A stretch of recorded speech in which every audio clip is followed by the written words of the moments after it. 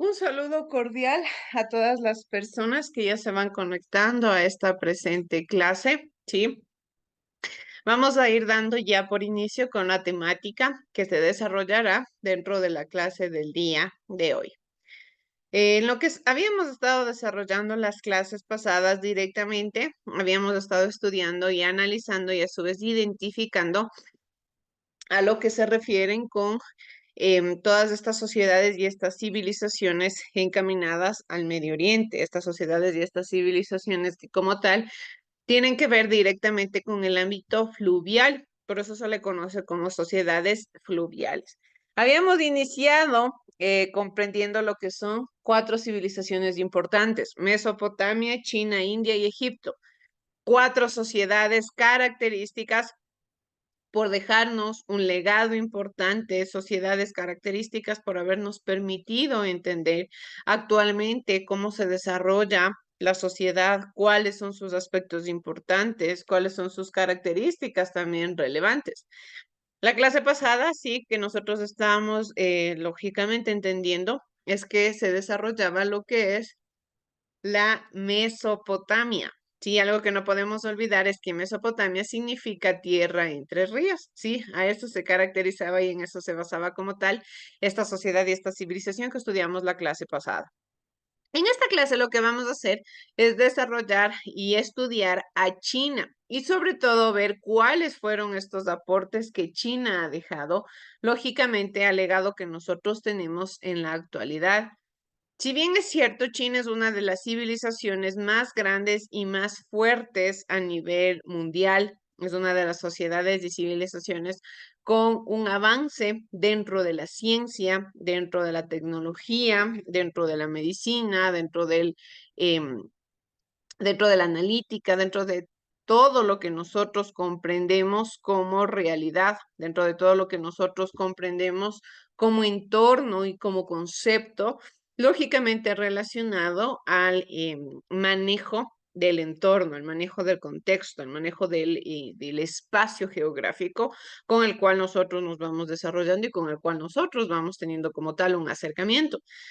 Por ejemplo, algo que habíamos estado conversando directamente es que tiene que ver con que la Mesopotamia, que viene también de la mano con China, es que se caracterizan porque por haberse ubicado siempre cerca de ríos o de mares, que esto permite que los territorios de estas sociedades y de estas civilizaciones sean bastante fértiles, que estos territorios tengan todas las alternativas, tengan todos los elementos necesarios para poder desarrollar y para poder producir como tal una agricultura importante, una agricultura que lógicamente permita entender actualmente ya a la sociedad y a la civilización tal y cual fueron sus desarrollos, tal y cual fueron sus avances, con sus características, con sus analíticas, con sus movimientos, con sus, lógicamente, espacios dentro de la geografía, dentro de la cultura y dentro de todos estos desarrollos y de todos estos procesos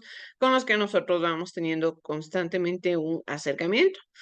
Así como Mesopotamia, que estudiábamos la clase pasada, significaba país de tierra entre ríos, perdón, vamos a estudiar actualmente a China, que se refiere a país de en medio.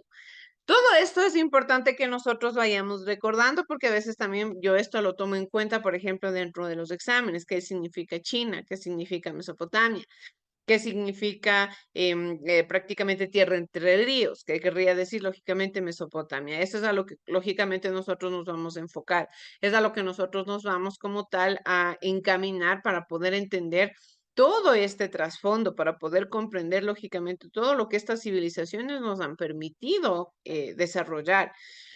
Es así entonces que China, cuyo nombre significa país de en medio, es un extenso país que se encuentra en el centro este de Asia, ¿ya? En el centro este de Asia, por eso significa como tal país de en medio. Por el norte limita con Mongolia y el desierto de Gobi, por el sur con Indochina. Al este se encuentra el Mar Amarillo y el Océano Pacífico. Al oeste está el Tíbet. ¿Sí? El origen racial de los chinos está en grupos procedentes de Asia Central y Mongolia. En todo este territorio prácticamente entonces nosotros comprendemos como tal un trasfondo desde un ámbito ya georreferencial, es decir, entendemos lógicamente con qué limita, cuáles son sus países vecinos, cuáles son sus territorios vecinos y de esta manera, lógicamente, nos permite entender cómo se ha desarrollado también esta sociedad y esta civilización. Recordemos que todos los espacios geográficos, todas las culturas, son producto también de la mezcla cultural, son producto de este encuentro que han tenido con otros espacios, con otras sociedades.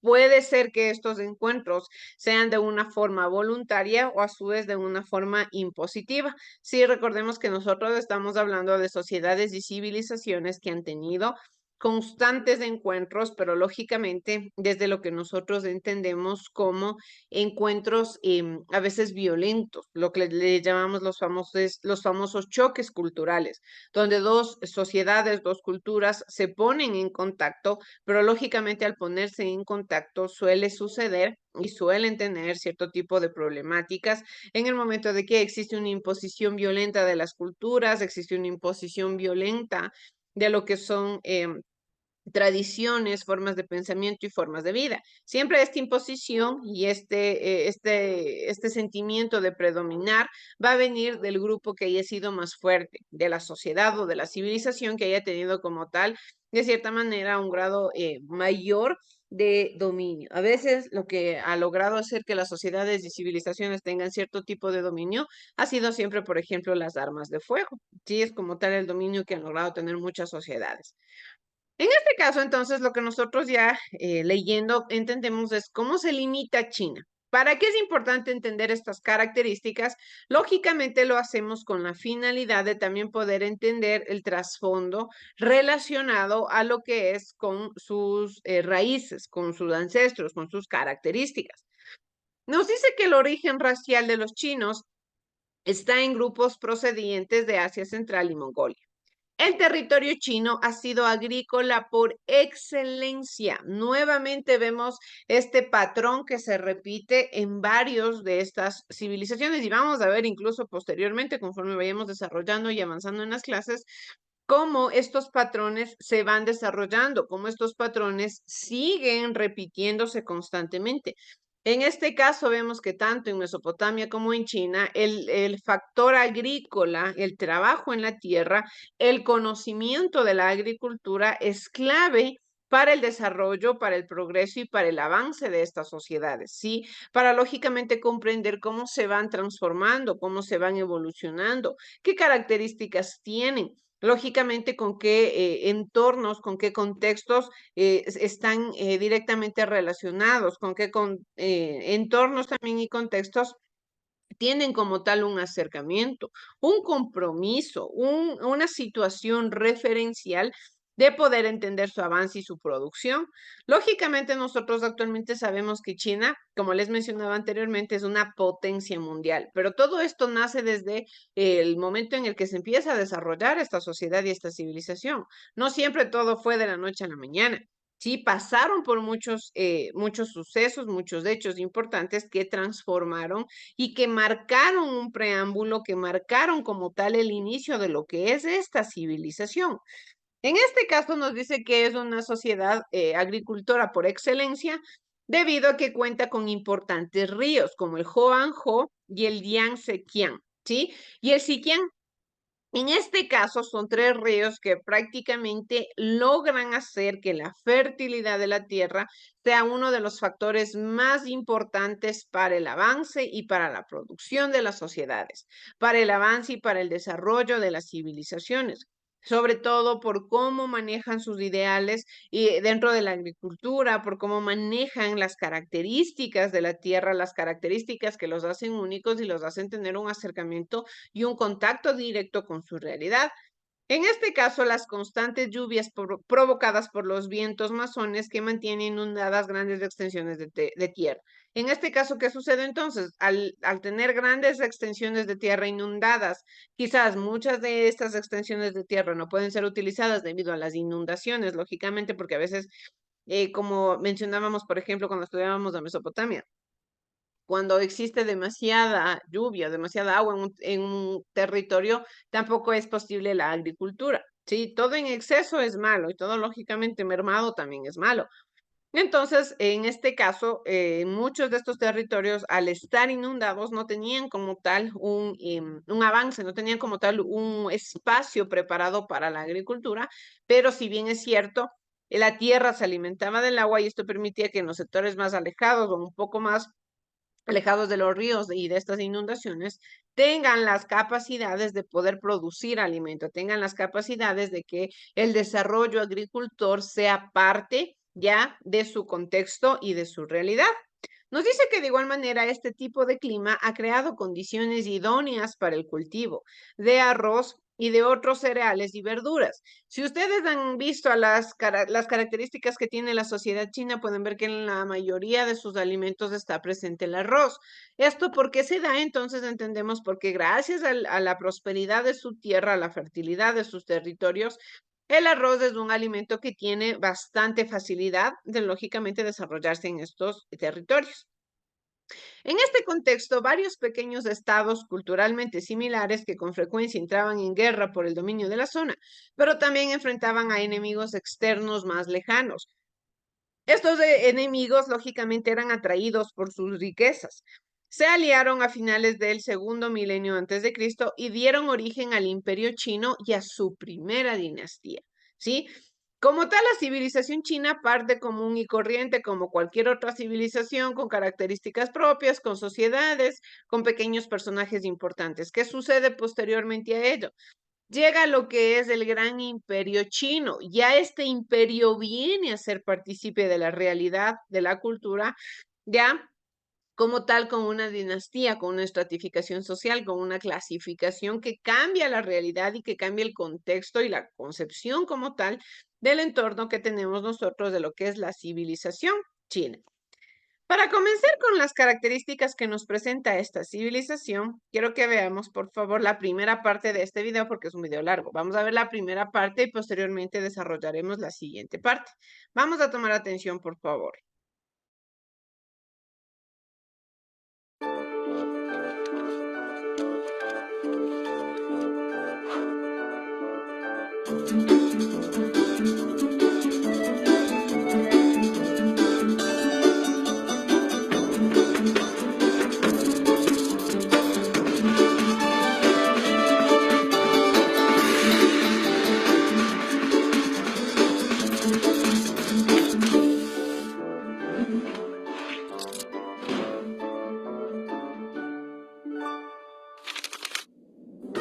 China es enorme. Solo basta con observar un mapa para darse cuenta de la inmensa extensión territorial que abarca. Uy, pero si es casi medio continente. Es cierto, realmente es grande. Ni se imaginan la cantidad de climas y paisajes que atraviesan a todo este territorio. China es un mundo en sí mismo, con tupidas selvas, desiertos abrumadores, montañas infranqueables, llanuras fértiles, densos pantanos y planicies congeladas. Los chinos observaron que el mundo estaba compuesto por cosas muy diferentes, y cada cosa tenía su opuesto. Así fueron descubriendo que la naturaleza tenía un equilibrio, una armonía entre fuerzas diferentes y opuestas. Entonces, si en algún lado hacía frío, era porque en otro estaba haciendo calor. Si existía la tierra, era porque también existía el aire. Si el sol alumbraba durante el día, era la luna la que reinaba sobre la noche. Si había varones, pues debía haber mujeres. Estas observaciones sobre la naturaleza que los rodeaba fueron la base de la famosa tradición o sabiduría china, con la que construyeron una gran civilización que ha perdurado por miles y miles de años. La formación del imperio. Trazando una línea justo por el centro de China, vemos al río Amarillo. Ahí comenzaron a desarrollarse los primeros pueblos que antecedieron a esta gran civilización. ¿Saben cuándo? Como 5000 años antes de Cristo. Alrededor de 1500 años antes de Cristo, todos estos pueblos fueron dominados por unos temidos gobernantes llamados los Shan. Ellos eran todos descendientes de la misma familia, y por ello se les adjudicó el título de dinastía. Luego de los Shang, otra dinastía tomó el control de este territorio. Estos fueron los Zhou, que gobernaron hasta que el Imperio Medio entró en una etapa de ¡todos contra todos! Esta fue llamada la época de los reinos combatientes, que duró hasta el 221 a.C., cuando una nueva dinastía de gobernantes guerreros logró unificar el país y establecieron el imperio que le dio a China su nombre, los Qin. Qin Shi Huang se proclamó emperador, el primero de toda la historia de China. Era considerado hijo del cielo. Nadie podía discutirle nada y su poder era considerado mágico. El señor de los hombres no podía jugar, no cantaba, ni reía. Debía sostenerse siempre de pie y sus movimientos eran muy lentos. Qin Shi Huang fue el gran organizador del imperio. Él impuso las leyes, construyó un sistema de carreteras y canales para facilitar el comercio y creó un sistema unificado de dinero, calendario y escritura. Todo debía estar reglamentado. Qin Shi Huang era un verdadero meticuloso del orden. Pero entonces sucedió que el pueblo empezó a enojarse cada vez más. Y en representación de todos, 460 sabios se opusieron a las medidas del emperador. Y Qin Shi Huang no vaciló y los mandó a matar. Luego, todos los libros de los sabios de China fueron quemados en grandes hogueras. Esto es lo que llamamos gobernar con mano dura. ¡Uf! La Gran Muralla. Qin Shi Huang, el primer emperador chino, quería defenderse de los posibles ataques de los bárbaros del norte. Así que en el siglo III a.C. decidió comenzar a construir un gran muro para que ningún ejército enemigo pudiera atravesar las fronteras del imperio. Este muro fue la Gran Muralla China. La construcción de la muralla fue realizada en varias etapas y a lo largo de más de 2000 años. ¿Y saben qué? Fue hecha completamente a mano. Se trata de un muro de 9 metros de alto que llegó a medir 7.300 kilómetros de largo.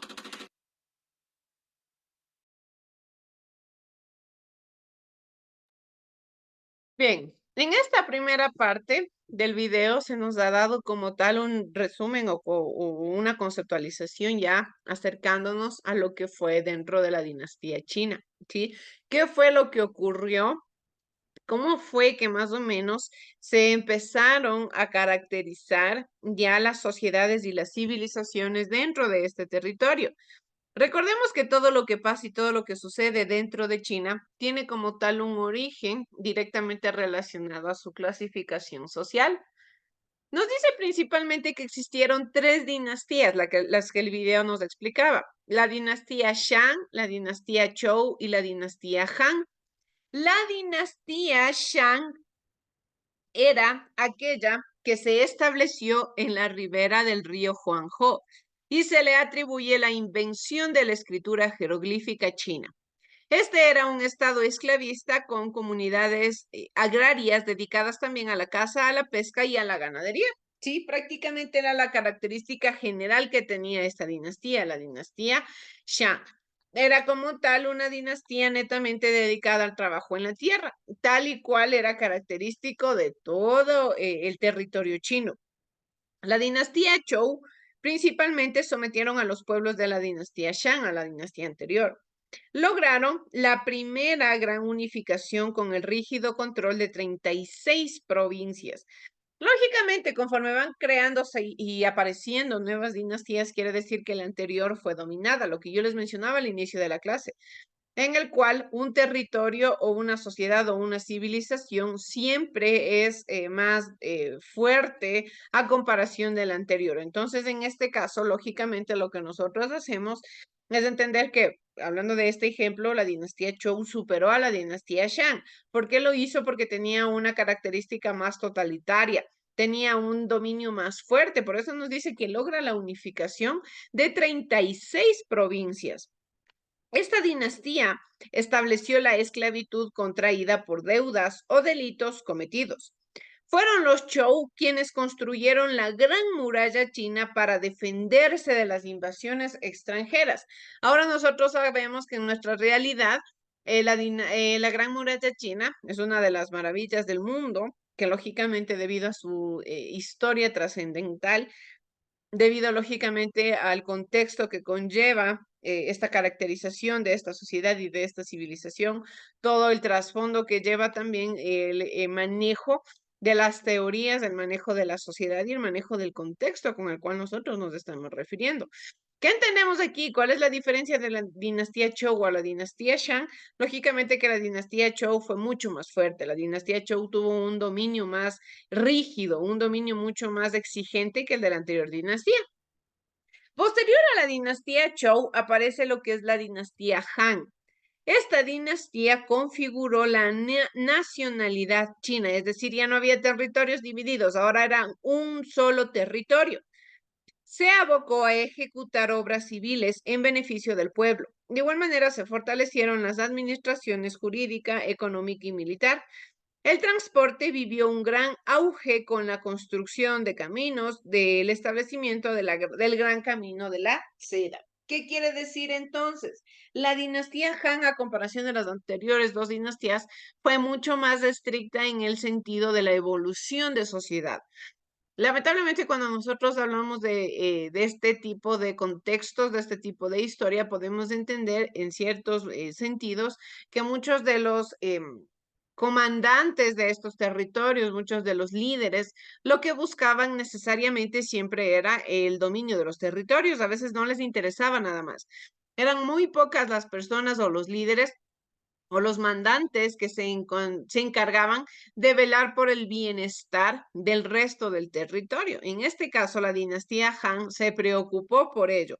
Hicieron un solo territorio, mejoraron el transporte, mejoraron los caminos, hubo beneficios en lo que es de la economía, la jurisdicción, es decir, las políticas del ámbito judicial, el ámbito económico, el ámbito mercantil, es decir, esta dinastía se encargó de hacer que la sociedad y la civilización como tal sea próspera, sea desarrollada, tenga características benefactorias, porque eso es lo que nosotros esperamos como sociedad.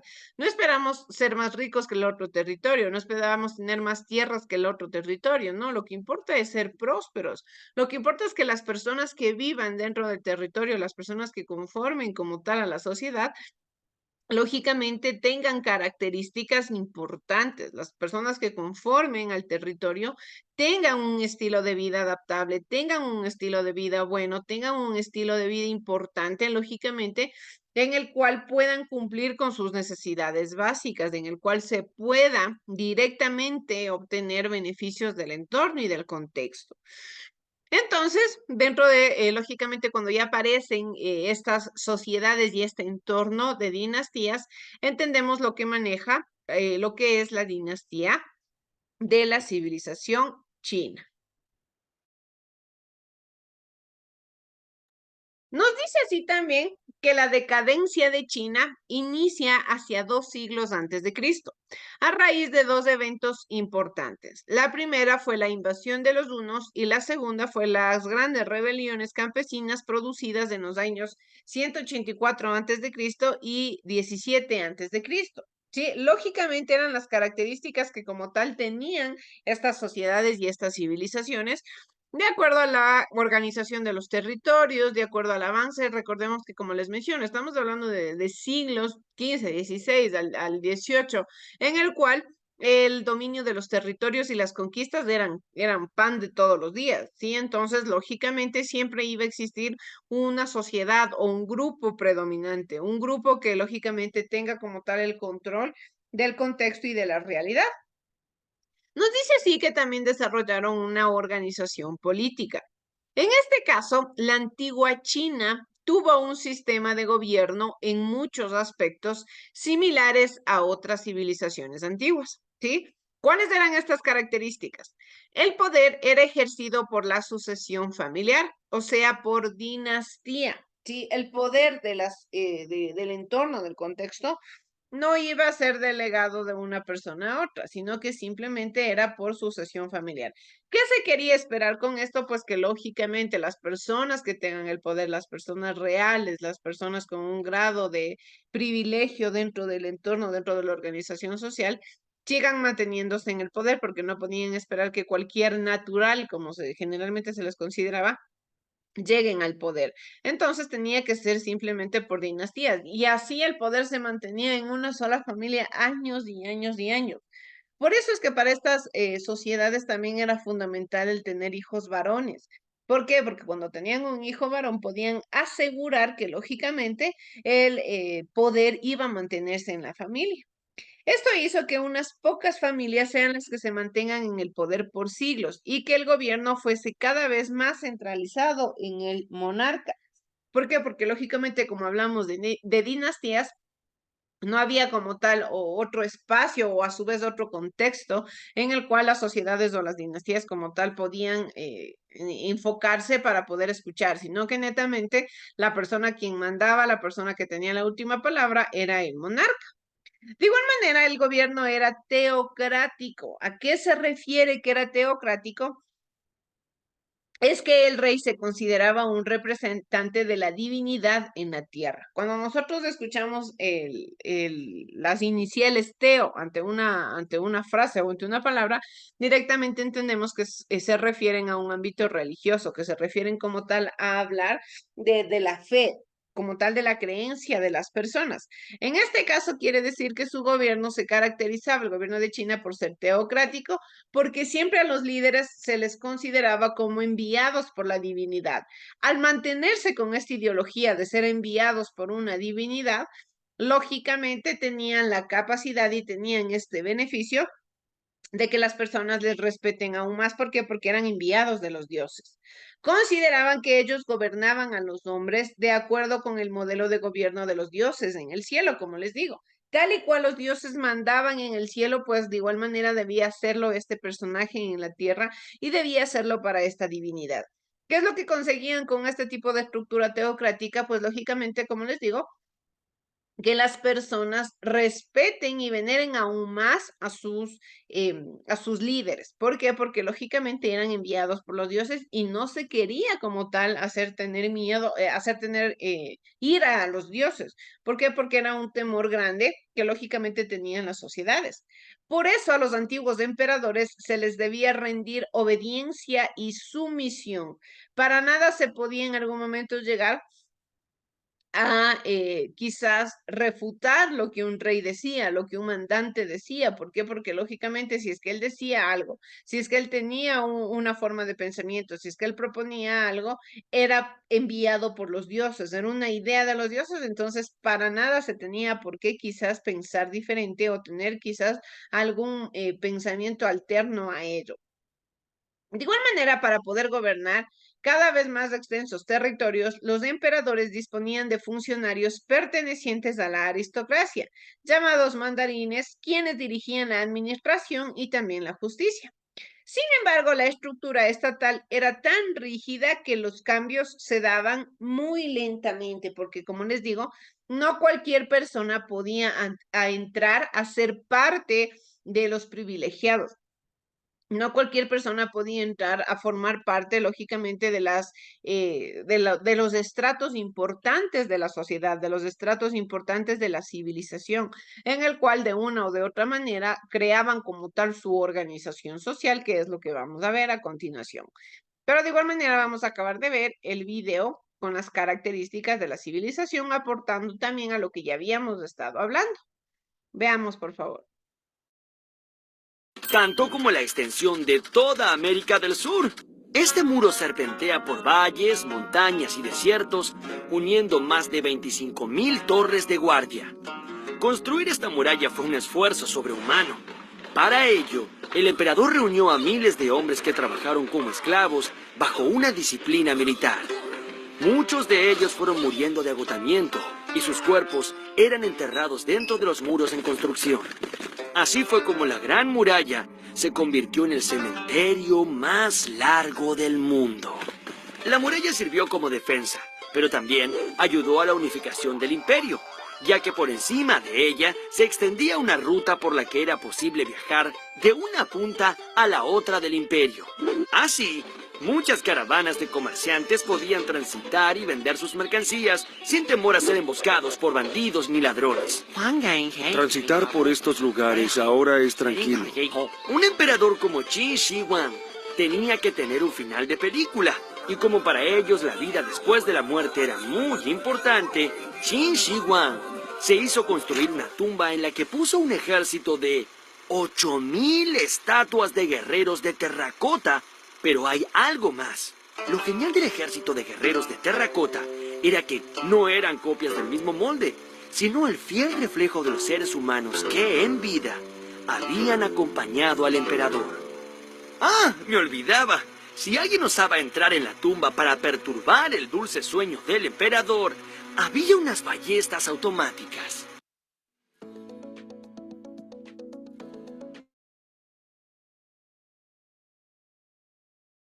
Era el problema.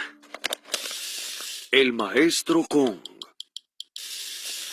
En el 551 a.C., mientras China estaba en plena época de los reinos combatientes, nació un hombre muy especial, que con el pasar de los años se transformó en un gran sabio y que con sus enseñanzas logró una doctrina que caracterizó a los chinos por más de 1500 años. Ese hombre fue Confucio, que nació en una familia pobre, aunque esto no le impidió trabajar y estudiar muy duro hasta convertirse en ministro de uno de los reyes que combatían por el poder. Pero un día, cansado de tanta violencia, traición y mentira, Confucio abandonó su cargo de ministro y se dedicó a caminar entre un reino y otro, con el fin de compartir la sabiduría.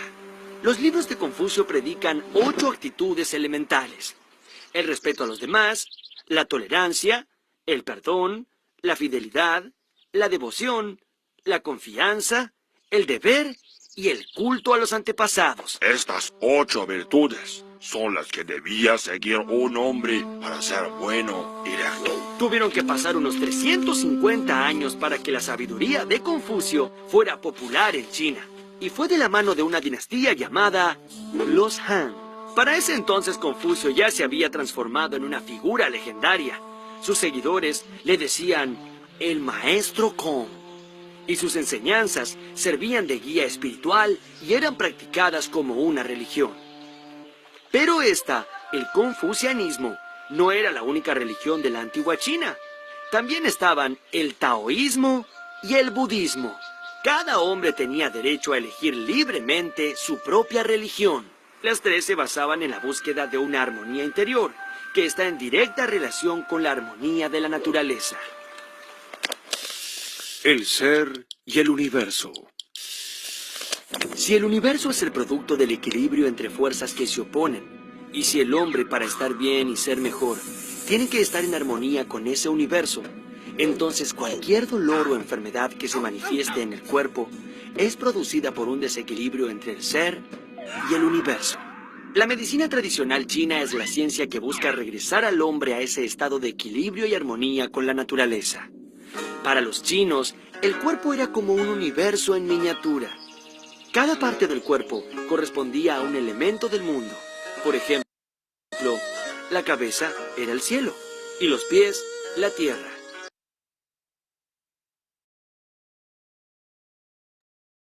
Bien, entonces, de acuerdo a esta segunda parte del video que hemos podido observar, prácticamente comprendemos y ya vamos concatenando lo que hemos desarrollado en la clase acerca de que la religión o los pensamientos directamente de la fe tienen que ver concretamente con el estatuto o con la forma en la cual la sociedad se va desarrollando dentro de la civilización china.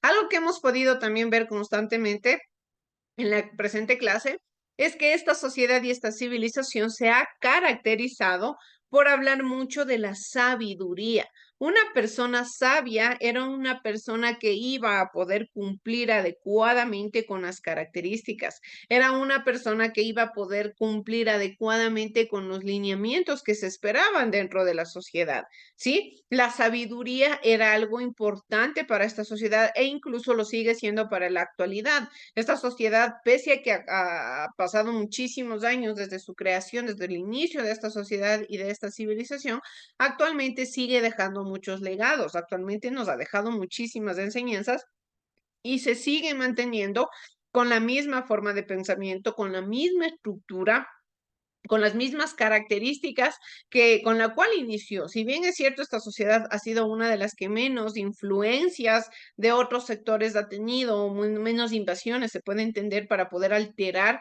su esencia, para poder alterar como tal lo que le caracteriza como entorno y como sociedad, pero prácticamente ha hecho que se mantenga en el tiempo y que actualmente sea una de las más fuertes.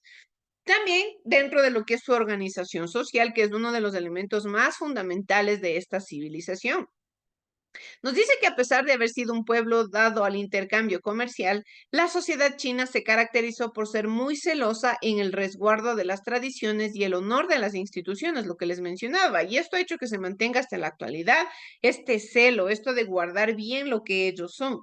Esta tradición también fue una forma de mantener el respeto por el orden social, de clases, de modo que la clase dominante se mantuviera en el poder y el pueblo se dedicara a sus labores en el campo, base de la riqueza del imperio. Además de soportar el mayor peso de la productividad del imperio, campesinos artesanos también pagaban impuestos que sostenían el aparato gubernamental. Esta es una característica clave de todas las sociedades y civilizaciones, ¿sí? En el cual tienen que dar aportes, en el cual tienen que pagar impuestos, en el cual tienen que como tal, lógicamente, ayudar a sostener el estilo de vida de las personas que se mantienen en el poder. En este caso también, y como en las mayorías de los estratos y de las clasificaciones que veremos en estas sociedades, nos dice que los esclavos eran empleados como servidumbre y mano de obra para el Estado. La célula de la sociedad china antigua era la familia, indistintamente de la clase social a la que perteneciera, donde se inculcaban el respeto y la veneración hacia los mayores. Lo que les decía, el respeto a la sabiduría, el respeto a esta inteligencia, tanto dentro del ámbito de los años o dentro del ámbito académico que tenían las personas.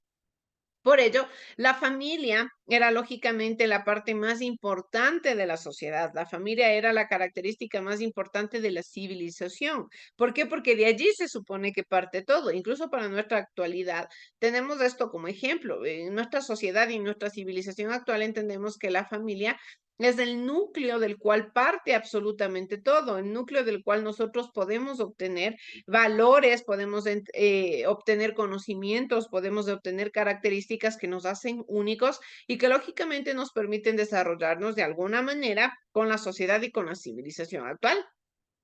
De igual manera, la mujer se dedicaba a las actividades domésticas y solo ayudaba en la agricultura en caso de ser necesario. ¿Cómo estaba estructurada la pirámide social? En el primer puesto, lógicamente, se encontraba el emperador, quien era considerado hijo del cielo y primer funcionario del imperio. Posterior a este personaje se encontraba la nobleza. Este incluía a la familia imperial, los terratenientes del imperio y los jefes imperiales. Posterior a la nobleza, ya vienen lo que son los mandarines. ¿Quiénes eran estos mandarines? Además de administrar, impartían justicia, dirigían y supervisaban las labores agrícolas. Asimismo, fijaban y recaudaban impuestos y a su vez impedían y emprendían obras de beneficio público. Los mandarines como tal eran los trabajadores exclusivos del emperador, sí, eran estos personajes que eran la mano derecha del emperador, entonces eran los que cumplían como tal el deseo que tenía el mandatario. Posterior a los mandarines tenemos a los comerciantes, campesinos y artesanos, que lógicamente, tal y cual su nombre lo dice, sus características son claves, son aquellos que se dedicaban al trabajo en la tierra, son los que se dedicaban al comercio, son los que se dedicaban como tal a pagar los impuestos y a las actividades cotidianas, al trabajo como tal cotidiano. Y eran lógicamente de ellos de quienes dependía como tal estructura social. Era de ellos de quienes dependía lógicamente también el aparato gubernamental. Y posterior a ello, y en el último estrato de la sociedad, se encontraban los esclavos, quienes pertenecían como prisioneros de guerra y eran los que no tenían algún tipo de derechos y trabajaban exclusivamente para el rey. Sí, en este caso para el emperador chino. Y es así como se caracteriza esta sociedad y esta civilización china como una de las civilizaciones que ha mantenido su legado, ha mantenido sus características y ha mantenido su originalidad hasta nuestros días, hasta la actualidad. ¿Sí? Bien, chicos, eso es todo lo que puedo compartirles en esta clase. Que tengan todos una excelente noche, chicos. Muchísimas gracias por conectarse.